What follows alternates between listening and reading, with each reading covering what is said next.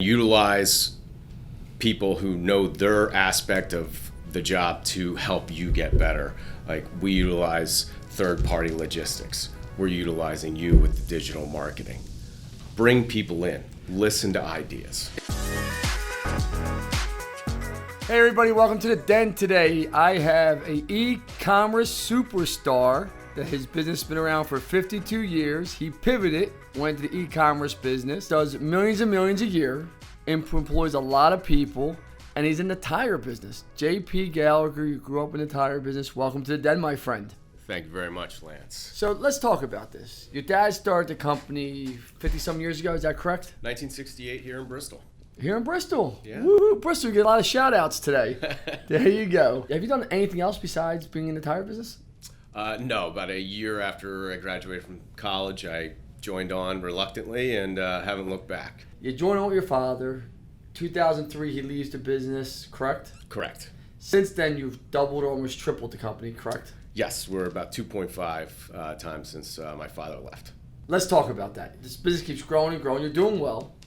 I met you 4 years ago. You've been a client now about? About that, yes. About you say, hey, listen, we got to get more into the e-commerce business. We got to get direct to consumer, not just wholesale. So can you tell us a little about JP Gallagher Tires prior to getting into the e-commerce business? Can you talk to us about that? Sure. It was 1996 that I came on board with my dad, and he, like a good father and owner, he started me at the bottom of the totem pole, and I had to work my way up through it and learn every aspect of the business. I like your father already. Yeah. So eventually, after about a year and a half, 2 years, I was moved into sales, but in a small business, just like you know, that you have to do everything. 100%. Whether it's sweep the floors, load the trucks, unload the trucks, whatever it takes, you got to get the job done. The one thing that my father didn't grasp was technology, and we butted heads like good Irishmen for years over that. And when he did decide to depart the company in 2003, that was one of the first things I did was upgrade our ERP system using a local company out of Yardley that's now a subsidiary of a national, global, whatever company. Okay. And that actually helped us really understand the power of inventory management, sales records, and knowing what to do to really, instead of react, to be proactive. Okay. And along with that software, we made the decision to go to a B2B website because just the amount of phone calls that were coming in were overwhelming for the sales staff, for the admin. And we said, well, we've got to do something. So the website came about, and it walked for a while. What took off was putting a global discount for everybody that bought on the website. And that started driving. Explain to people why you did the global discount, because most people don't understand that. Why would you give people a discount? The majority of them are already your customers and new customers. Why? Sure. I know why, but the viewers understand why. The real reason, again, it was just the sheer volume of calls. We looked at the dollars and cents of saying, okay, do we want to create a big call center? A bunch of people that really don't know a lot about tires. But we figured our customers with a well-designed website could get what they needed on top of getting a discount. And then if they needed to call, it was usually something that was pretty technical or just something that we might not have. So it allowed our salespeople to focus on, answering the good questions, not, hey, how much is a little 4-inch tire going to cost me? So again, that pushed the salespeople to be outgoing, doing their job, not just being order takers. Okay. So over the years, it's kind of flattened out after about 7-8 years, but we take about 70% of our orders online. So 70% of your orders are online. You cut out the human behavior, the payroll, the health benefits. Technology replaced human beings. Correct. Okay. Correct. So now you did that. We meet 4 years ago. You really want to get to the e-commerce business straight to consumer. Yes. Why? Tell me what made you pick up the phone and call one. Because you have a very technical person, Michael, that works for you. Right? Yes, absolutely. He's your CTO, correct? Mike Bacozzi, my vice president. Yeah, but he was in meetings with me when I first met you, and he knew. Like, I actually even said to you, I said, he knows most people coming through my doors, they're full of shit. They don't know. They think they know, and I got to beat them with a club. But he actually knows what he's talking about. He's great. He is my right-hand man for a reason, and he learns by just doing it himself. Okay. Figuring it out, and just, again, he'll hammer away on something for a couple hours and then comes in and goes, I got it. Okay. And that's the best. Did you see that, hey, listen, if I don't get into the e-commerce business, JP Gallagher isn't going to grow continuously, or you were afraid it was going to come to an end? I mean, the pandemic just happened. So can you tell us that? Well, again, going to direct-to-consumer was something that we resisted for quite a while. But then when you look at the landscape of the tire business from the top to the bottom, your Michelins, your Goodyears, they started going direct-to-consumer. Correct. And they also partnered up with some very large wholesalers to accomplish that. So we said, we need to be able to do this. Whether we're selling a car tire or a lawnmower tire, we need to be able to get that to the person. And again, Amazon, the other side of the direct-to-consumer, if you will. Well, I mean, you have to go direct-to-consumer this day and age. Almost all of our wholesaler companies go direct-to-consumer now because, number one, you don't know if your distribution center is going to take care of your customer all the time. That's one problem, right? And that's realistic. Number two, people want to be able to go direct to the person that's manufacturing, taking care of them. And you're in a specialty business, so it's not like you're putting a tire on a Ford Tempo or a Mercedes-Benz. You're in the ATV business, tractor business. Can you kind of explain what the niche you're in? Yes. Gallagher Tire, all we do is specialty tires, whether that's a small hand cart or lawnmower tire, all the way up to earth mover for some really, really heavy equipment. But where we really specialize is lawn and garden, trailer tires. I mean, you look around everywhere you go, there's somebody pulling something. You gave me some. Yes. The agricultural business, which really helped pull us through the pandemic with the essential farmers out there. Absolutely. And that's really been, that's all we've done since the mid-90s. My father looked at the landscape of the car tire business and saw that he could make far more on a backhoe tire than he could on selling a truckload of car tires. It's been that way ever since. So let's talk about that. You're in this business.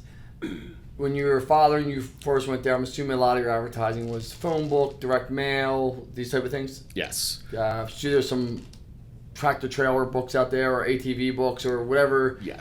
Everything was pretty much print, right? Dealer meetings and just bringing people in, serving big, barbecue lunches and stuff like that, just to get people to come and listen. Okay. Now, do you do any print material marketing at all? We have a basic one-page line card that goes out with our road salespeople when they're meeting a customer for the first time, because nobody's going to look through a book. Okay. Other than they'll look at one page. But you're not doing magazines? Oh, gosh, no. Gosh, no. Okay. No. Well, so you only do digital. Talk about, because we had a conversation, you were like, I want to bring it up that everyone in every business should be, tell why you believe so strong in digital marketing. The growth challenges were very obvious to us. And I've always been the type that says, all I do is sell tires. I want to leave the other things to the experts. Fortunately, we've partnered with you and your team, Lance. They helped us put a plan together, execute a plan, and we're seeing some great results over the last 4 years on the direct-to-consumer side. And now that we've put that new website together, your team is also helping us on the B2B side, which is fantastic. We're getting customers from all over the country, globally.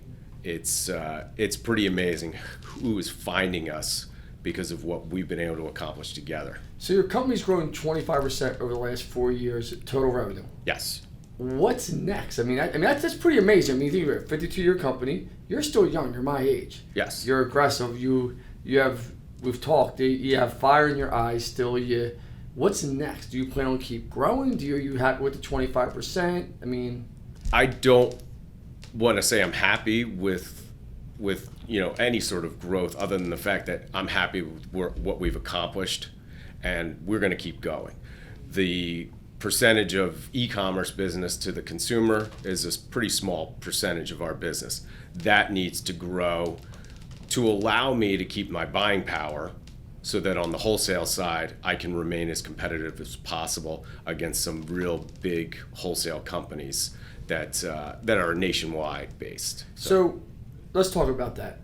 you make more money direct to consumer than you do wholesale in every transaction, correct? For the most part? Sure. Right? Do you feel that's the future for JP Gallagher's, or will you have two different divisions and keep them separate?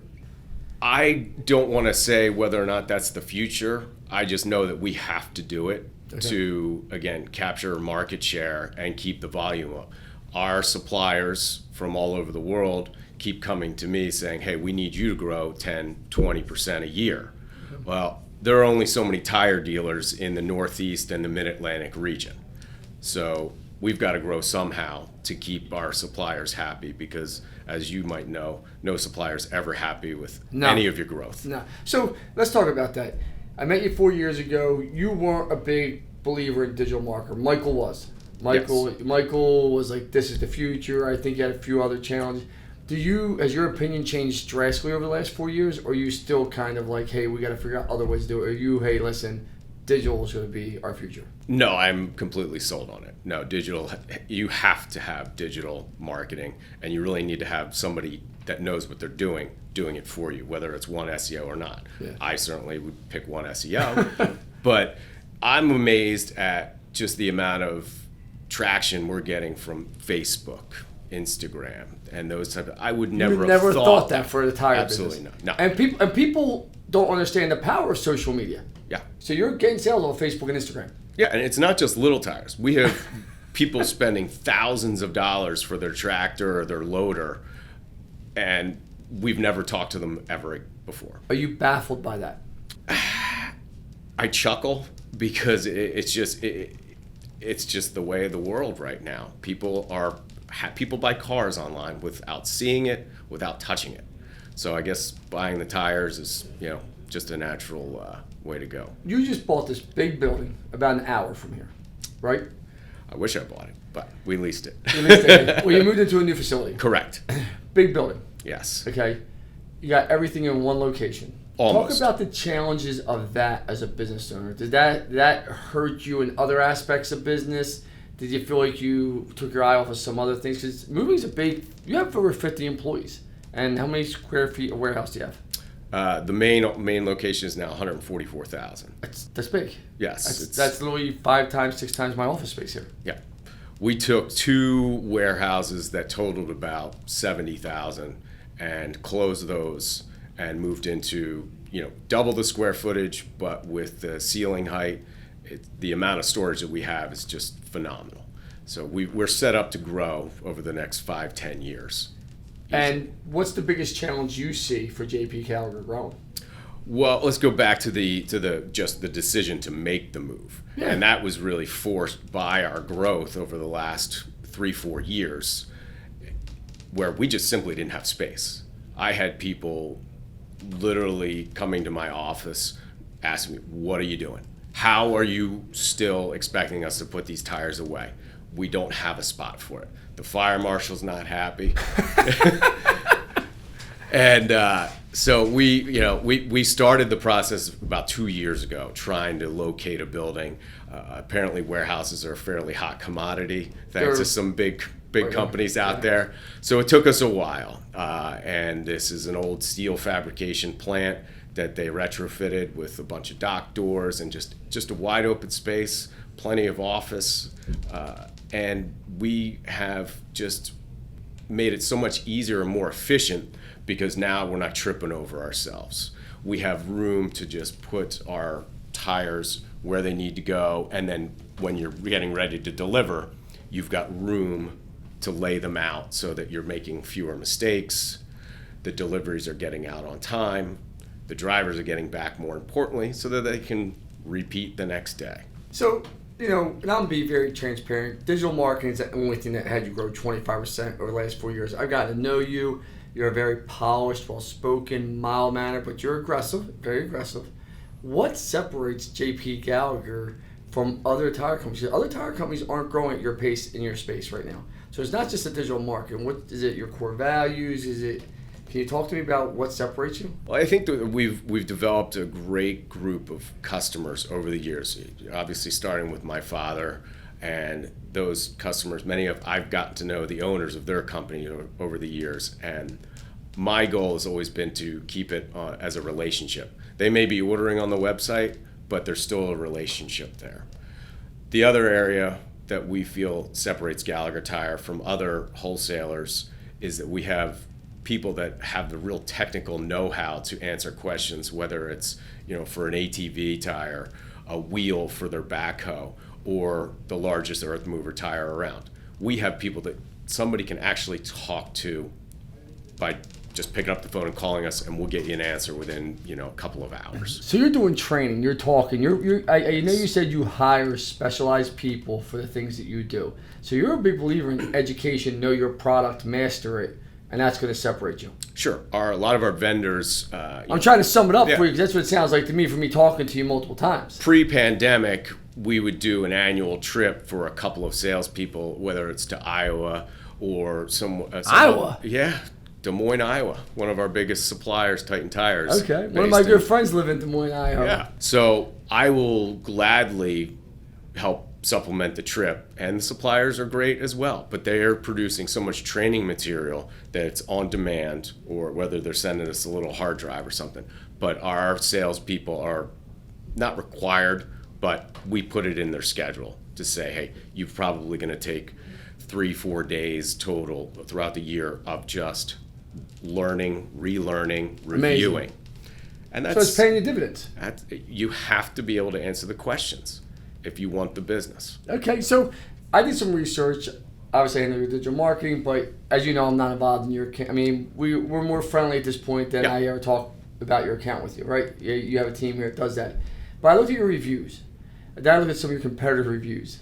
Why do you not have any real bad reviews on you? You don't have a ton of them. The other guys, some of your competitors, they're just like they need one SEO, and they definitely need a digital marketing company. But that's not the reason why you get good reviews, because you're in the good reviews. How are you getting them, and why are you not getting shit on? Can you talk to me about that? Well, one of the things that when we bring somebody in as a new hire, whether it's a salesperson or warehouse person, one of the first messages they hear is, you're going to make a mistake. Because if I'm making mistakes, you're going to make a mistake. Okay. How are we going to react to that mistake to fix it, and more importantly, learn not to do it again? And that's kind of the culture that we're trying to establish, where I want my employees, top to bottom, to feel like they have the ability to make a decision that's best for the company, that's best for the customer. If it's not, we'll sit and talk about it.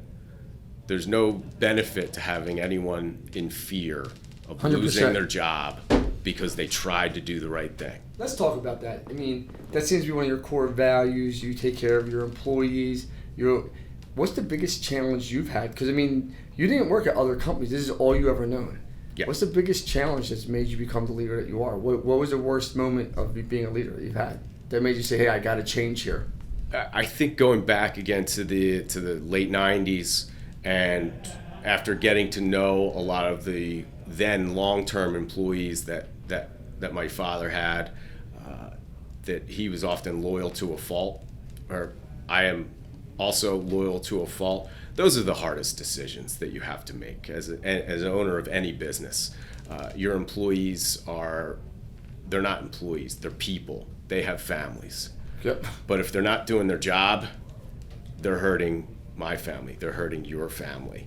So getting past that was one of my biggest struggles. But more importantly, communicating to those people to try and fix it before it gets to the point where you need to make a change. So we do semi-annual reviews with most of the staff.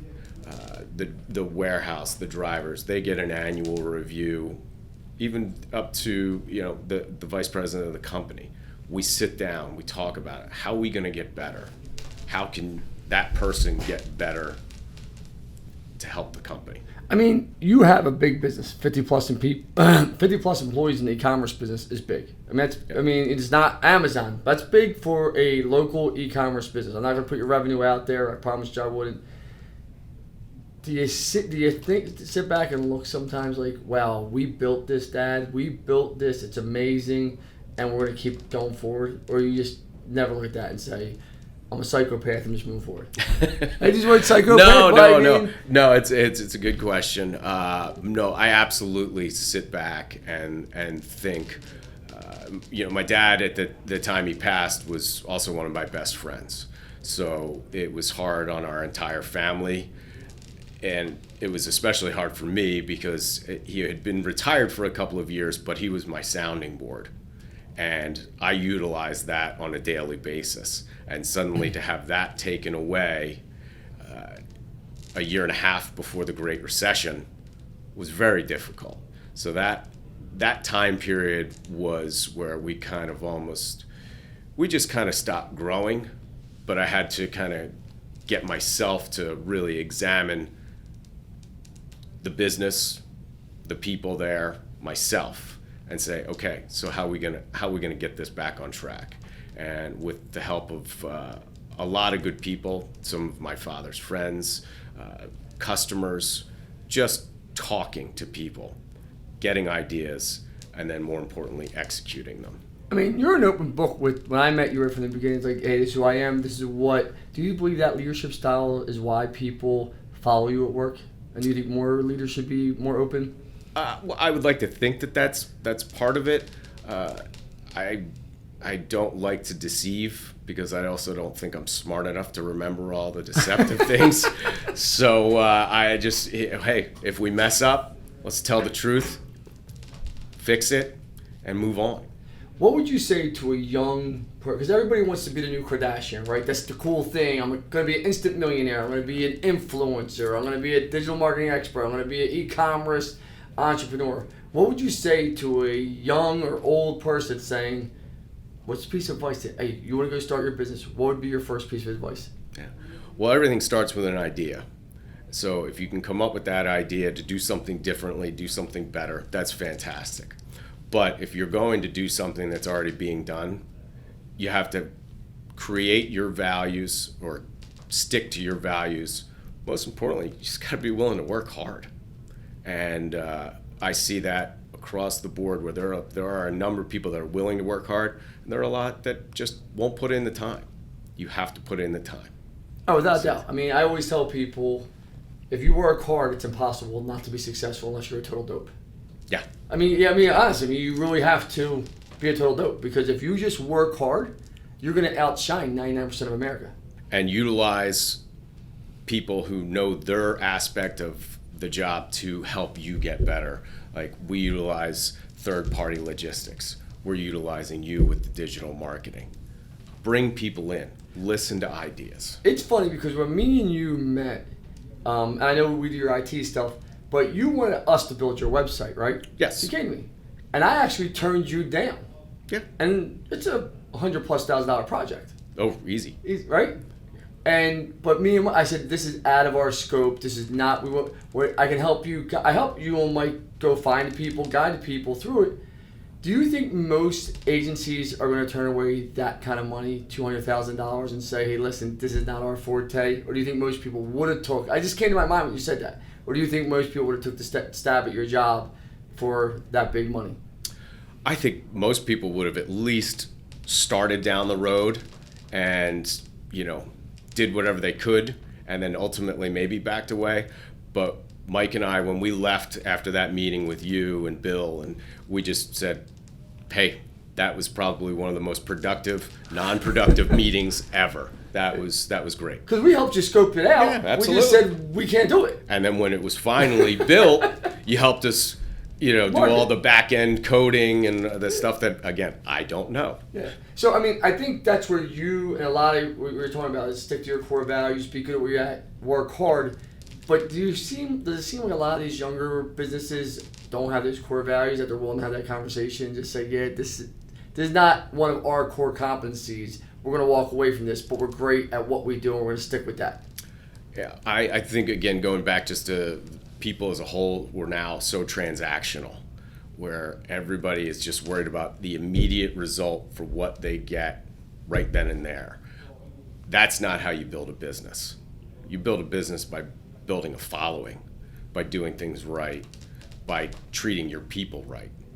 And I hope that the companies that are going to survive going forward after this pandemic really understands what it takes now. I mean, so many people are suffering, which is just horrible. Terrible. We were very lucky to be an essential business because of the products that we sell. Do you think essential should be redefined at this point? I mean, we're 6 months into this pandemic at this point, almost 7 now. Yeah. Well, I mean, people are being slaughtered out there. Businesses are being slaughtered. I mean, this isn't no more they're going to come back. 22% of small businesses have shut their door. Do you think governors have to redefine what's going on right now, or no? Are you okay with it? I think we absolutely have to look at what businesses are essential. As we were talking earlier, I think, I'm fortunate. You were fortunate to be able to keep working, but the guys that own the gym down the street, they had to shut down. Well, the liquor store is still open.